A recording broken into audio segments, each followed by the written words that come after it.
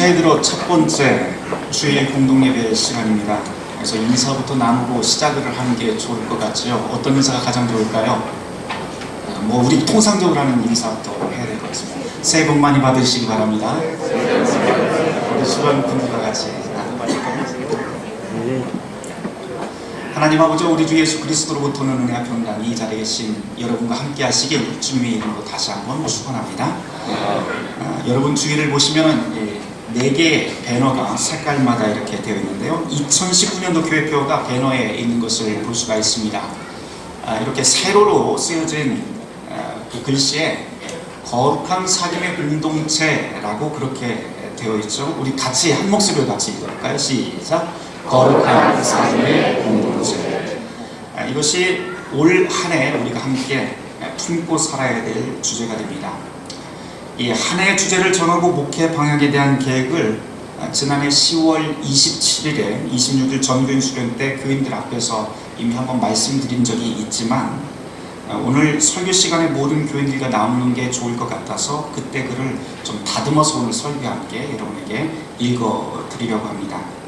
어쩌면 오늘 설교 시간이 아마 1년 중에서 지금까지 제가 설교한 중에서 가장 긴 시간이 될지도 모르겠지만 어쨌든 설교라기보다는 우리 교회 구체적인 현실에 대한 이야기를 함께 나누고 여러분하고 공유를 한번 하면서 1년 내내 우리가 참된 교회가 되는 그 길을 한번 그 해답을 찾아보려고 합니다.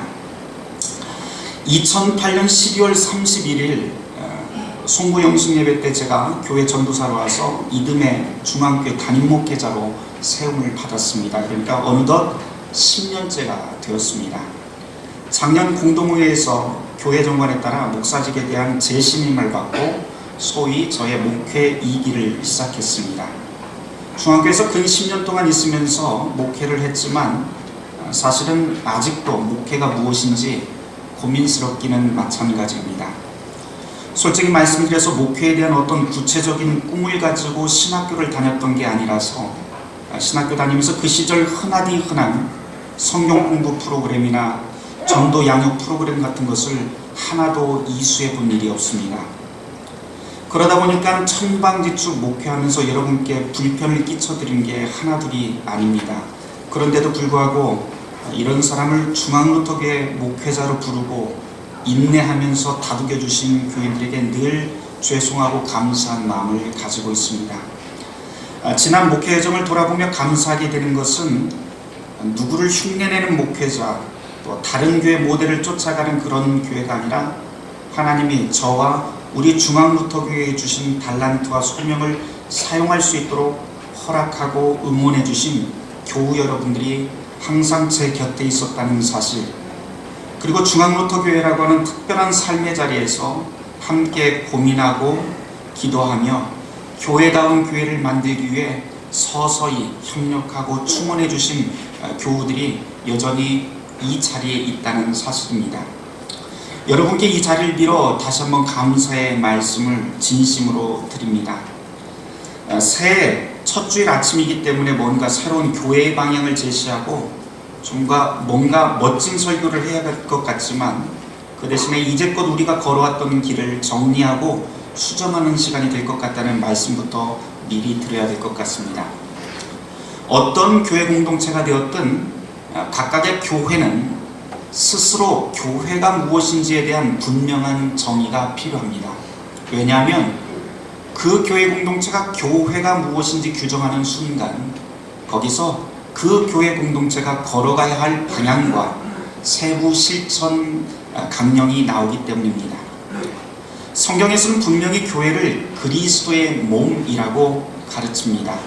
그리고 이 몸을 우리는 매 주일 고백하는 사도신조에서 거룩한 공회라고 그렇게 고백합니다. 이걸 풀어서 성도의 교제, 성도의 사귐, 성도의 소통이라고 그렇게 부르곤 합니다. 우리는 매주의 공동예배에서 늘 그렇게 교회가 이런 곳이다 라고 고백을 합니다. 그래서 올 한 해 우리는 교회의 기본으로 돌아가려고 합니다. 그래서 거룩한 사귐 공동체라고 하는 것이 올해의 주제로 정했습니다. 여기서 거룩한 사귐이라고 하는 것은 사람의 사귐이기도 하고 또한 물질의 사귐이기도 합니다. 그 때문에 거룩한 사귐 공동체라고 하는 교회는 거룩한 사람, 거룩한 물질이 상호 거침없이 소통하는 공동체를 뜻합니다. 소통에서 가장 중요한 것은 환대와 포용의 기본인 사랑이겠지요. 하지만 사람들이 모여있는 이상 모두가 다 똑같을 수는 없습니다. 100명이면 100명 모두 생각도 다르고 출신 성분도 다 다릅니다.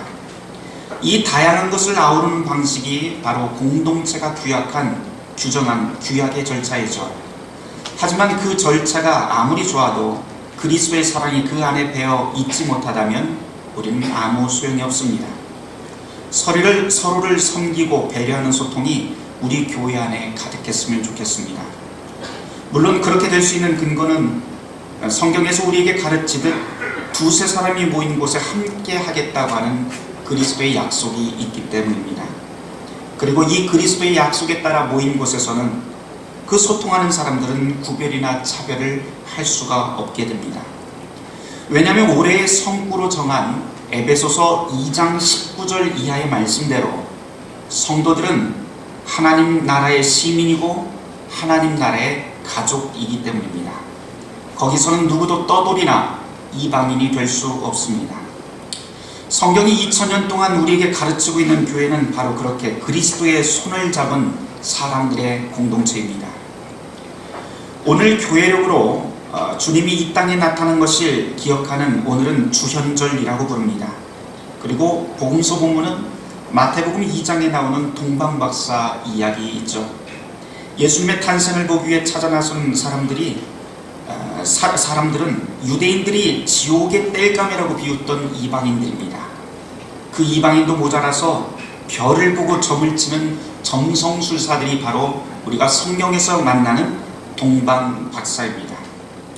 그리고 복음서 본문이 이 동방박사 이야기로 우리에게 건네는 메시지는 옛날 따뜻한 그런 동화 이야기가 아닙니다. 그리스도의 복음이란 유대 땅이라고 하는 한계를 넘고 우리의 판단과 우리의 생각의 범주를 넘어서는 하나님의 놀라운 구원 사건이라고 하는 것을 뜻합니다. 이 구원의 복음에선 이방인도 나그네도 부한 자나 가난한 자나 모두 다 소외되지 않습니다.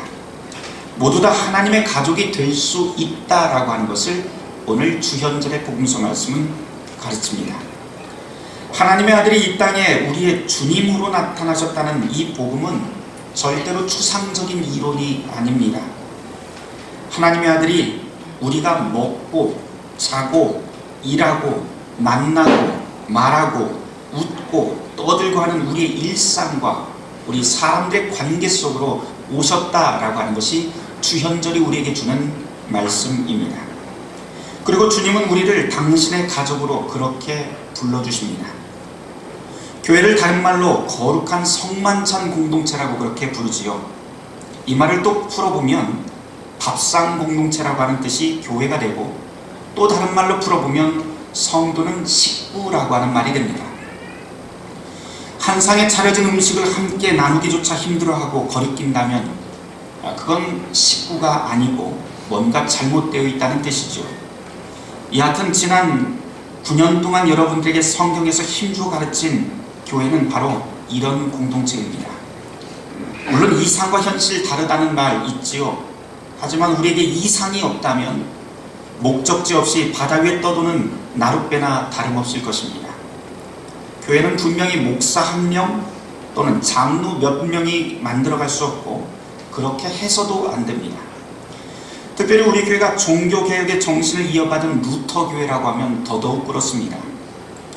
중앙교회는 지난 50여 년간 한국 루터교회의 산실이 되어왔습니다. 그러나 지금 우리가 풀어야 할 숙제가 여전히 많아 보입니다. 먼 미래를 바라보면서 오늘 아침에 기도하기는 우리 중앙루터교회가 무엇보다도 하나님 나라의 온전한 통로가 되길 소망해 봅니다. 공룡 같은 대형교회가 되기보다는 우리 성도 한 사람 한 사람이 살아가는 그 일상을 보고 바로 저기에 교회가 있구나 라고 하는 소리가 들린다면 족할 것 같습니다. 하나님 나라의 통로가 된다는 것은 여러 의미가 담겨 있습니다. 60년 전 한국에서 루터교회가 선교를 시작했을 때 세웠던 선교 정책이 여전히 우리에겐 귀합니다. 교회를 섬기는 교회가 되자라고 하는 유명한 문구를 기억하실 것입니다. 루터란교회에서 기획하고 방송하던 이것이 인생이다 라고 하는 그 프로그램의 말미에서 매번 들려주던 클로징 멘트입니다. 가까운 교회를 찾아가십시오 라고 하는 클로징 멘트는 당시 한국교회에 종교개혁의 충격만큼이나 강렬했던 메시지로 우리에게 기억됩니다.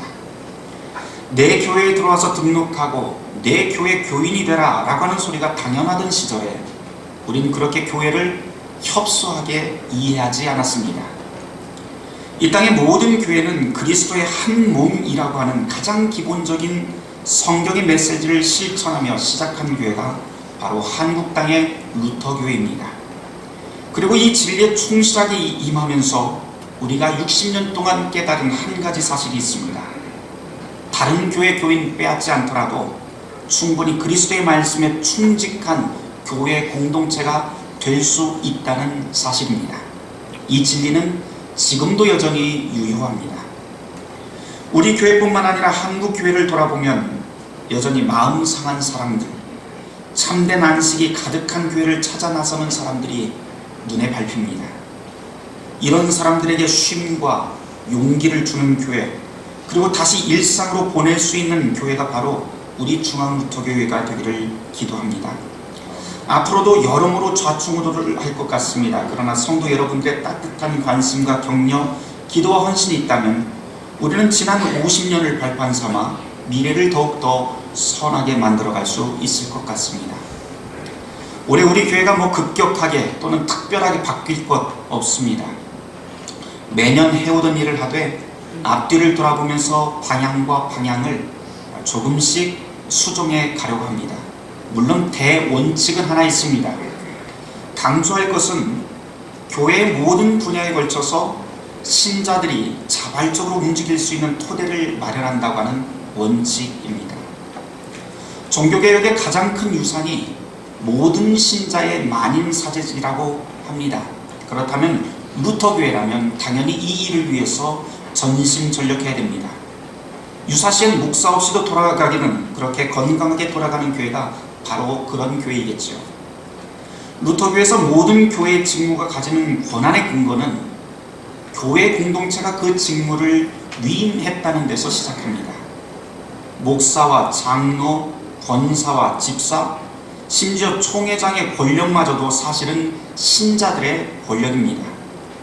루터교의 모든 직분자들은 특별한 신분을 가진 사람이 아니라 교회 신자들의 공동체로부터 특별한 직무를 편의상 위임받았을 뿐입니다. 그렇게 루터교회는 장로교회나 다른 여타의 교파와 달리 교회 공동체의 합의와 결정이 가장 중요한 시금석이 됩니다.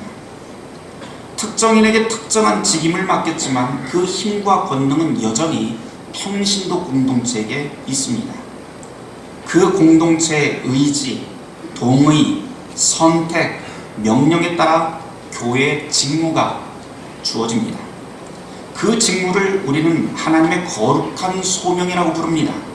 그리고 이렇게 거룩한 소명이라고 부르는 이유는 다른 세속 직업과 마찬가지로 우리가 하나님과 단독자로 서 있는 1대1의 관계에서 시작하기 때문입니다. 그러나 분명한 것은 교회의 직임이라고 하는 그 거룩한 소명은 언제나 신자들의 공동체인 교회 공동체로부터 주어진다고 하는 것을 우리는 모두 새겨들어야 합니다. 목회자 수급에 대한 교단의 현실과 미래를 아시는 분들은 다 공감하실 것입니다. 1년에 우리 대학원 목회자 후보생으로 한 4명, 5명밖에 뽑지를 않습니다. 그렇기 때문에 다른 교단과 달리 멸종위기같이 작디 작은 한국의 루터교회에서는 교회에서 요구하는 모든 분야에 목회자가 투입되기 힘든 실정입니다. 그렇다고 넉넉히 우리 운명만 탓할 수는 없습니다. 저는 오히려 이것이 우리 교회에 주어진 참 좋은 기회라고 생각합니다. 평신도들이 일어나서 오늘 이사야의 말씀처럼 빛을 발하면서 교회의 구석구석을 밝히는 것이 교회의 장기적인 계획이 있었으나 또한 루터 교회 정신에 있어서 훨씬 더 부합합니다. 현재 목회자들이 우리 교회에서 맡고 있는 것은 주일 공동예배 집례, 설교, 오후 예배, 평일 아침, 그리고 저녁 기도회, 신방, 세례 입교 교육, 교회 학교 같은 것들이 있지요. 지난해 제가 6개월 동안 안식년을 받았는데요. 그동안 평신도들이 수요 예배와 아침 기도회를 훌륭하게 인도했다고 하는 그런 피드백을 받았습니다. 무척 감사한 일입니다. 앞으로도 이런 식으로 도움을 주신다면 목회자로서 큰 숨을 돌릴 여유가 생깁니다. 구체적으로 수요 예배는 나중에, 지금은 아니지만 나중에 평신도를 좀 돌아가면서 준비하되 한 달에 한 번은 목회자가 인도하면 좀 좋을 것 같습니다. 이 내용은 이미 장로님들의 어느 정도 공감대가 형성되어 있으니 나중에 다시 여러분과 나누도록 하겠습니다. 그리고 주일 오후 예배는 기존에 하던 대로 매달 셋째 주일은 구역 모임, 한 주일은 평신도 강좌로 하되 나머지 주일은 헌신 예배 또는 기타 다른 모임으로 한번 만들어 볼 생각입니다. 가능하면 오후 모임도 자발적인 평신도 모임이 되었으면 좋겠습니다.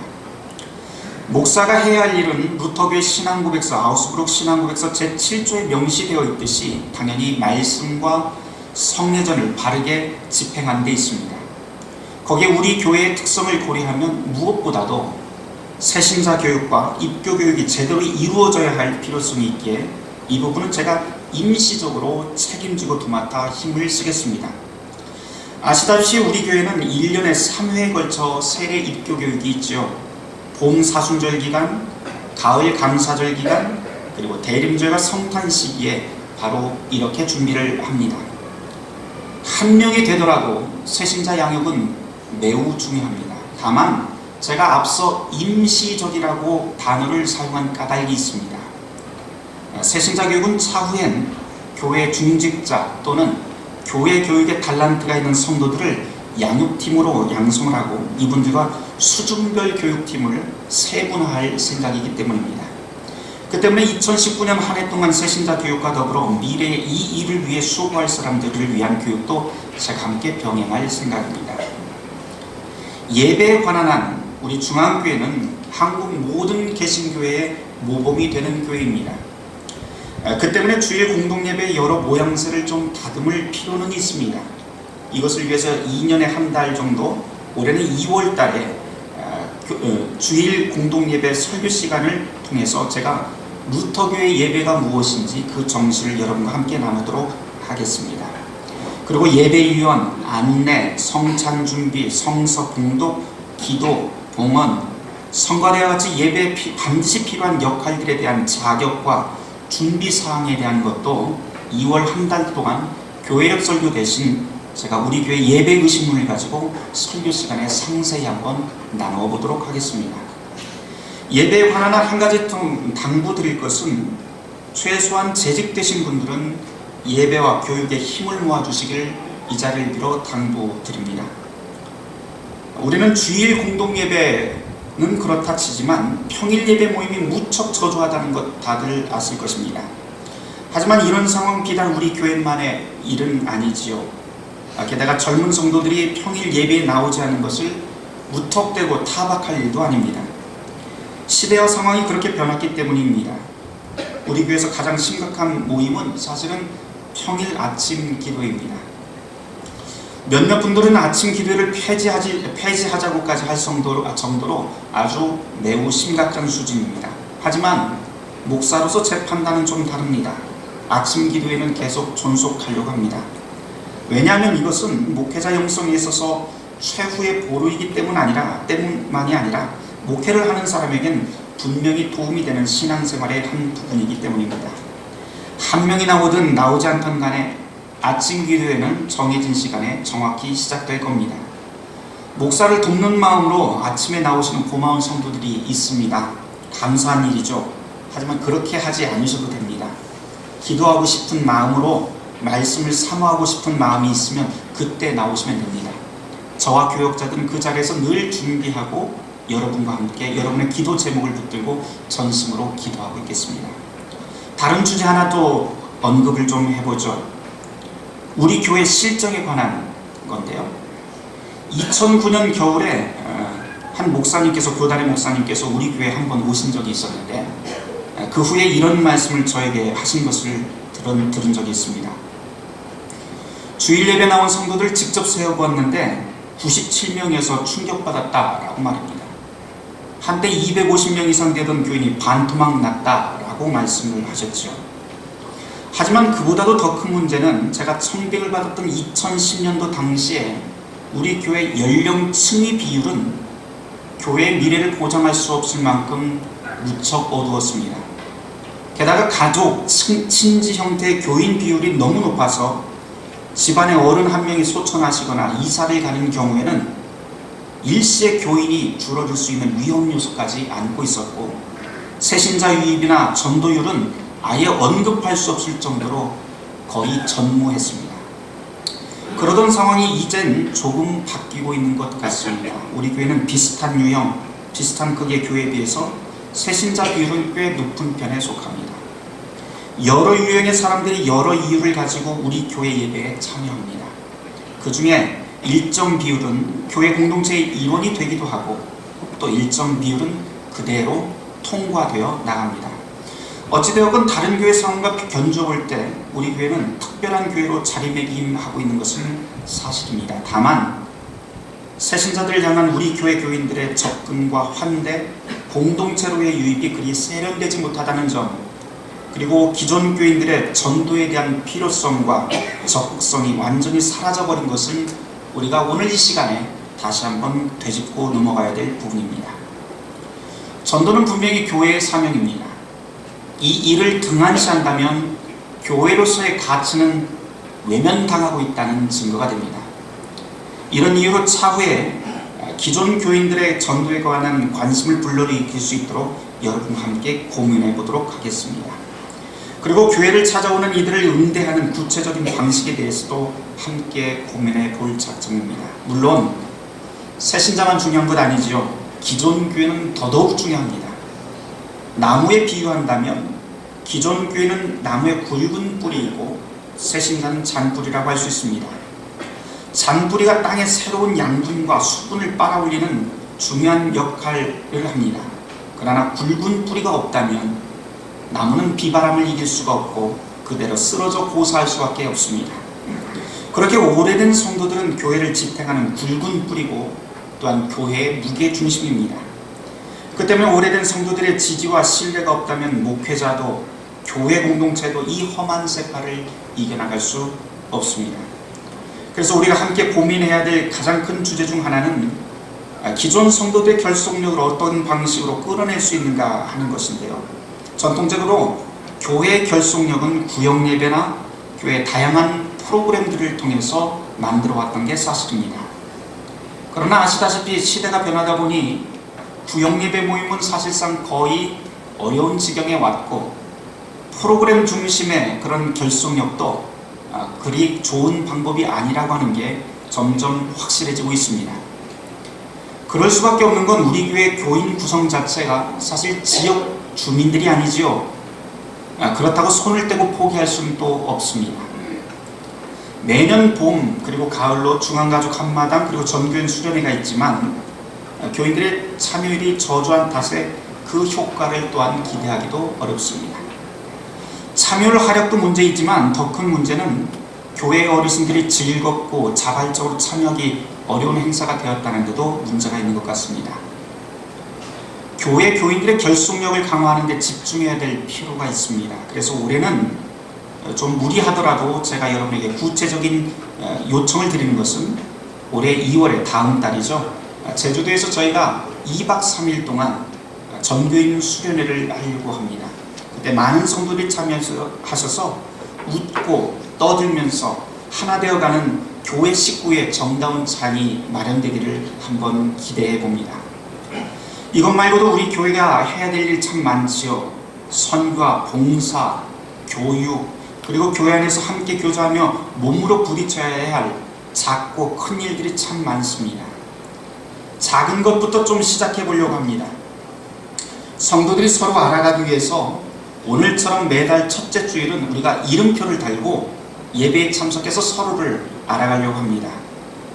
또 성경과 소개를 문다 암송대를 열어본다든지 전교인이 교회가 정한 정규 기도회에 정기 참여, 매달 아침 기도회 1회 또는 저녁 기도회 매달 한 번씩 참여를 서약을 한번 해본다든지, 아니면 교인들이 우리 교회의 열악한 교회 재정을 위해서 십시일반 정기 헌금 생활을 서약하고 실천한다든지, 정해진 시간에 온 교회 식구들이 각자의 자리에서 기도한다든지 하는 것들도 있을 겁니다.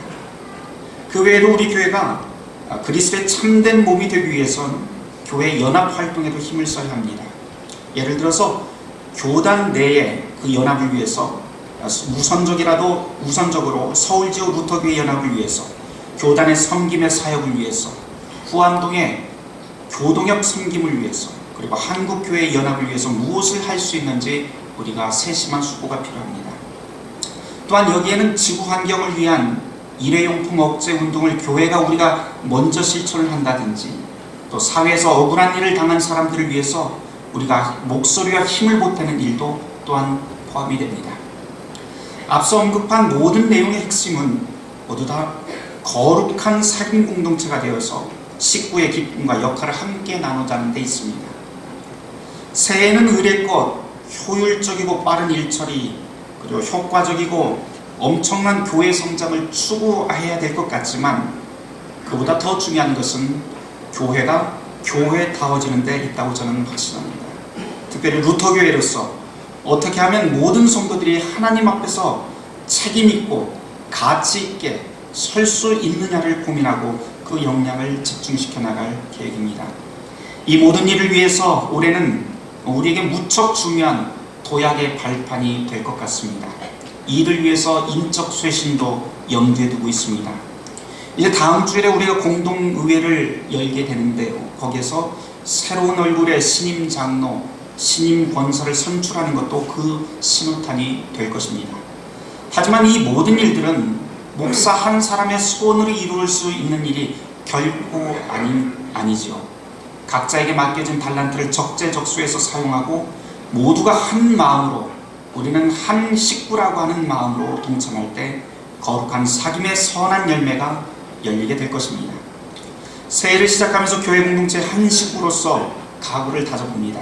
그러나 이 다짐이 저 혼자만의 다짐이 아니라 그리스도 안에 있는 우리 모두의 새로운 각오가 되길 희망해 봅니다. 사랑하는 성도 여러분, 우리는 모두 그리스도의 한 몸입니다. 우리가 모인 바로 이곳에서 그리스도의 복된 약속과 희망을 노래하는 2019년이 되었으면 좋겠습니다. 바라기는 이 희망의 합창에서 누구도 소외되지 않고 모두가 거룩한 사귐 공동체의 식구가 되길 주님의 이름으로 축원합니다. 모든 지각이 뛰어난 하나님의 평강이 그리스도 예수 안에서 너의 마음과 생각을 지키시리라. 아멘.